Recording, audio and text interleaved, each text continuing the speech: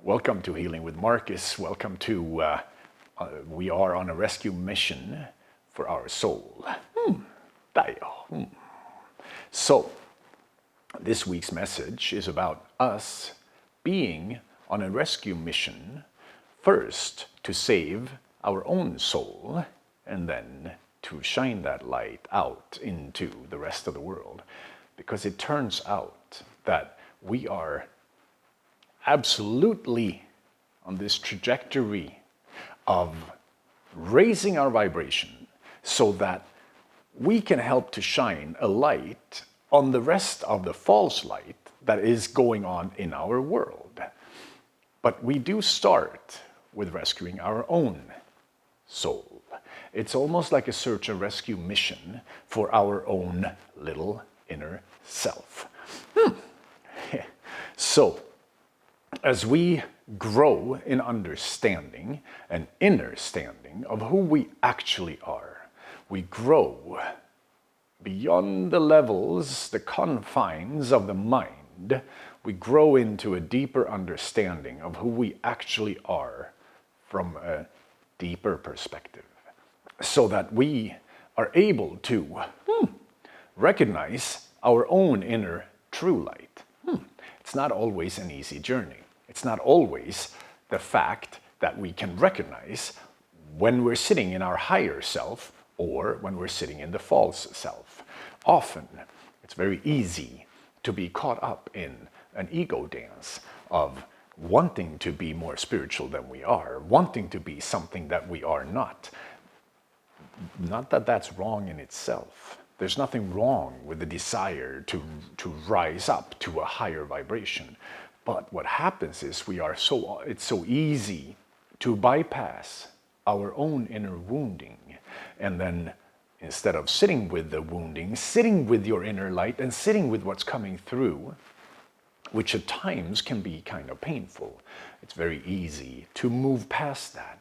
And to feel like, oh, I'm so enlightened, I am so special, I am so different.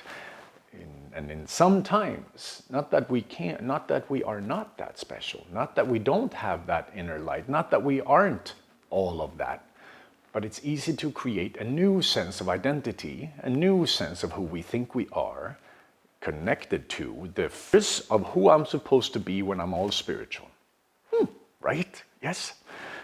So when we move deep into ourselves, if you are able to sit in meditation, and as that meditation gets deeper, you go deeper into the layers of yourself. You start to wander into your innocence, into who you actually are before the trauma set in. At times that can be tricky, because so often we are still guided by the trauma responses. So often we are still looking for red flags out there. So often we're still putting up defenses so that we can feel safe. Most of the time that is based in the false self. It's based in our trauma responses.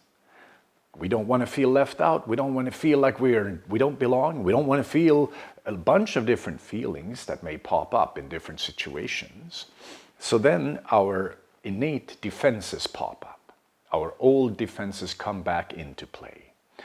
And as we move deeper into ourselves, and if we can learn, both through discernment and through being very deeply honest with ourselves, we can start to recognize, now I am still stuck in that false sense of self. I am still trying to be something I am not.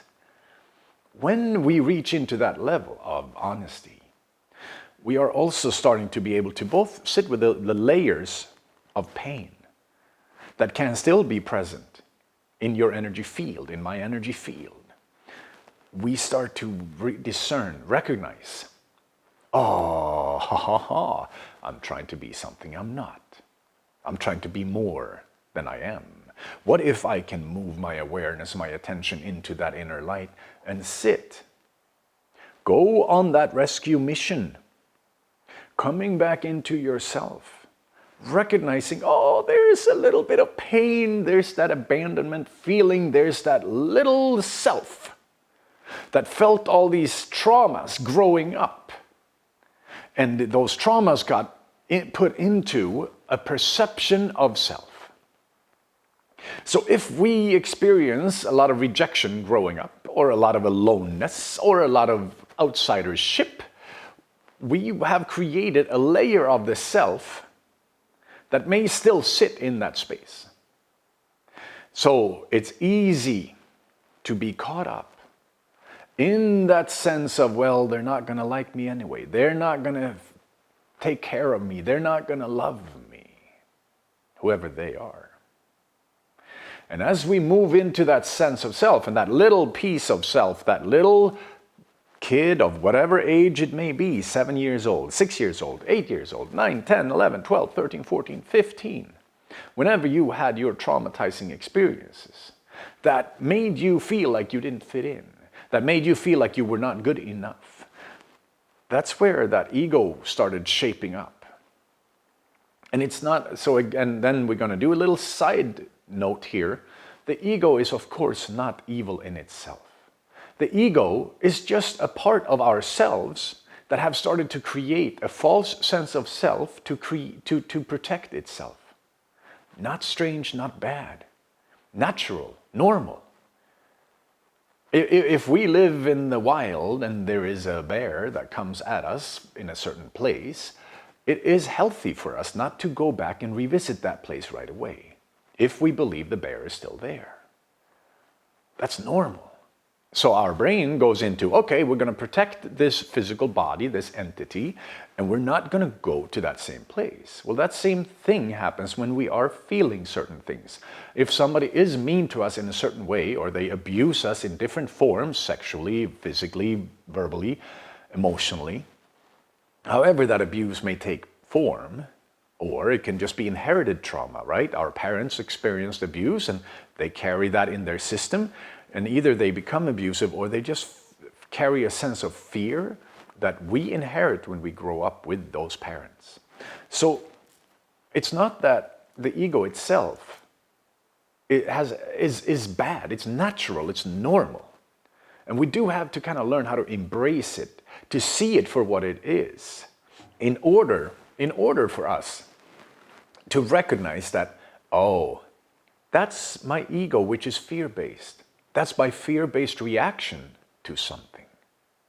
And as I start to recognize that more deeply, it becomes easier to, in meditation, in your deeper meditation, you can journey back into those situations, back into that feeling of immense abandonment. And don't do this when you're too much alone. Don't do this on your own. Do it through somebody, like with somebody's support. Contact me for all, or if you have a very strong meditation practice already, if you are strongly rooted and grounded, then it is easier to go into those spaces without going into the trauma. If you have a strong meditation practice, you can go into those spaces without becoming those places. If we go in and become those places, we are actually often just re-traumatizing ourselves, and we are strengthening that false sense of ego, where it is their fault that we are feeling horrible. But if you can come back in, while you're holding yourself in light, while you are sitting in a centered inner space, you dive into these occurrences, to these times when you experienced certain feelings of trauma. You actually begin to heal it. You can hold that little self in love and in light and in warmth and in security and safety. Because now we are the grown-up, yes? We are the grown-up presence. And really, when you have connected deeper to the light, you are actually even more. You're the consciousness behind, beyond, beneath, outside of your thoughts, outside of the limiting thought processes of the ego. And as we can hold ourselves in that light and we go in and revisit the little child, we can slowly walk that child into healing. And sometimes it's necessary to feel, or at least experience some of that abandonment without becoming it, without losing ourselves to the experience. But we may have to feel it as in, oh my God, there is still a chunk of abandonment in my energy field. In my layers of my energy field, there could still be a layer of abandonment. Or that we don't like ourselves, or that we think others don't like ourselves, whatever it may be. That is your truth. Whatever your truth is, if you start looking at your energy field and your energy body as having layers, where this innermost layer, the innermost center, is the core of light and love, supreme light, source. Where this is where you are connected to source innately, originally. And that connection cannot be severed, because that is who you actually are. But all these other layers, often there are some layers still in our system, still activated, that are keeping us from truly experiencing love the way it originally is. When we're sitting in that inner space, it's very easy for the brain to come, if they only did this, then I could sit in love. If only this thing happened, then I can feel the joy of life. Then I can feel the full experience of a spiritual enlightenment. Unfortunately, even those thoughts are part of that false self, false light, which makes us want to go into I'm higher spiritual right now. I am more spiritual right now. And coming back home, recognizing, realizing who we actually are, can melt down those walls, can melt down, transform those energy layers of fear, of heaviness, of negativity. So as we go on that inner journey, so as we sit with that deeper sense of self, we begin to rescue ourselves. You begin to go on a search and rescue mission for the times in your life when you have felt abandoned, when you have had very difficult times. As you move into those places, you begin, and you do it from a sense of light, with love, with light. And you hold that little self in love and light. If you're strong enough, you might even be able to hold the rest of the people in the image with love and light too. Because at some point we recognize that, so all of it happened from trauma. All of it happened from different trauma responses. So if your parents mistreated you, your friends, your family, anybody around you mistreated you, bullied you, made you feel less than, made you feel like you didn't fit in, they were also in the grips of a false ego. They were also in the grips of darkness.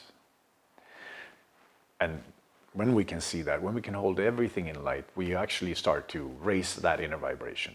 We begin to dissolve those heavier energetic fields or layers. So, as we do that, we strengthen ourselves. Slowly we begin to recognize when ego is back in charge, when the ego is back in the saddle, trying to say that I am better than you, that I am more than you. And it's not always easy to be honest enough with ourselves to say, I'm just another wanderer, walker along this path of spiritual growth. I'm just another human being having a spiritual experience along this path of enlightenment. We are all on that trajectory. We may be on different parts of that journey, but we are all on that trajectory. So, when you start to recognize your inner light, and you start to trust your inner light, and you start to sit a little deeper in that space, it becomes so much easier to discern and determine when other functions around us in society, in the regular world, when they are in alignment with a higher source, or if they are out of alignment. And when they are out of alignment, they are part of something that can be referred to as the false light. And in one way of looking at that, we can see that If you have deep inside of you your inner innate source connection, which connects you through the chakra system, through the energies of Earth Mother, up into the realms of the ether, where you gain access to a much deeper, much higher understanding, a very different understanding. Then when messaging is coming through the regular ether, through regular society, you may start to recognize, that does not ring true.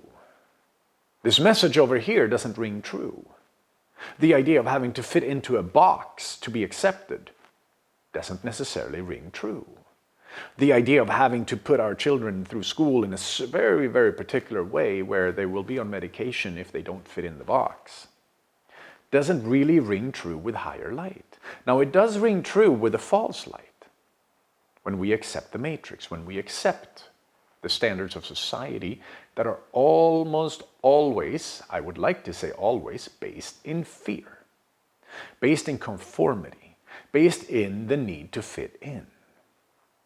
So as you recognize and heal your deeper inner self, your childhood, you go on that rescue mission to save yourself, over time it becomes that we recognize the false messaging that's coming to us from the outside world as well.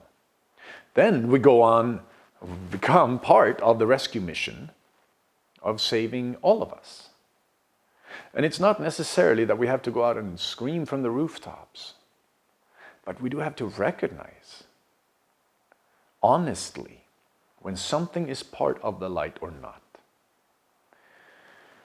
So as we begin to recognize that, use our discernment, our whole perspective, our whole experience of life changes. And where you come from now is a completely different inner sense of strength and power, innocence, vulnerability. Because you see, when we are sitting in true light and true experience, we are sitting in our innocence. We are sitting in our vulnerable spaces. Not to say that we can't have boundaries, not to say that we can't speak our mind or what we feel. But it does change as we come back home. A lot. Coming back home, and then so going on that rescue mission for our own inner self, our little self, and then that becomes also resonating that the sense of light, the sense of power, the sense of strength into the rest of the world, becomes sort of a rescue mission for the soul of humanity. All of us. But this is, of course, it can happen quickly. That would be outside of my understanding, because I don't know how fast spirit works. From what I pick up on, spirit will work very, very quickly under the right circumstances. At the same time, the human ego is a very powerful, the structures of the human ego that are put in place in our physical reality are very powerful as well. So the journey of enlightenment, the journey into heightened awareness, it does take the time it takes to melt down people's fears. Yes. Doesn't stop us from going deep inside and sit in our light. Yes. It doesn't stop you from growing into a deeper understanding, regardless of what the world is doing. As we shine our light brighter, the rest of the world begins to shine brighter too. Because we are part of this field, right? We're part of the ether, part of the quantum field. And just like in an ocean or say a big lake, if one part of that lake starts to get warmer, it's going to affect the rest of the lake as well. Even though it may not affect the whole lake right away. Just like if you start raising your inner vibration, and I do it too, and we all raise our vibration, we affect the field on a quantum level. And over time, there'll be enough people who will help to vibrate higher, help the field to vibrate higher, which will usher in a new sense of awareness and a new vibration across our globe. And we don't know how fast that will go. But it's part of a beautiful process. So, beloved, go on that rescue mission. Go on that search and rescue mission inside of yourself. and then outwards. It's a beautiful passage. We become true to our deeper selves. Have a beautiful, beautiful week. Don't forget to check out the live that's coming up on Mondays at 7 p.m. here on YouTube. And don't forget to click like and subscribe if this is something that spoke to you. And also press the little bell to get notifications when new videos are coming out. So much love. Namaste. And aho.